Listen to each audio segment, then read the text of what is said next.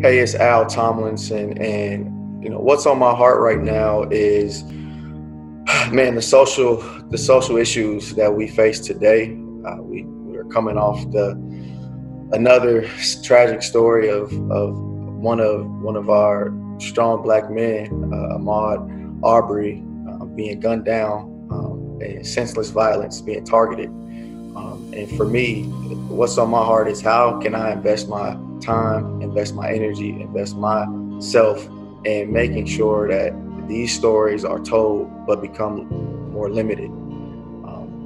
We have to do better as a society. I think it starts at many levels, but for me, it's got to start with me. So what's on my heart is just finding a way to make life better for my community, make life better for people that share my story, people that share my interests and the interest in making a better life for our future. So I'm really taking the time to reflect on how I can be a beacon of hope and a person that stirs up change. And I'm finding ways to connect with people that share that same pursuit. So that's on my heart. It's also important that we can take time to continue to just appreciate life as it's so sensitive. Tragedy strikes all over, and I think we have to take the time to just appreciate the things that we benefit from that we may overlook. So those are the things that's on my heart.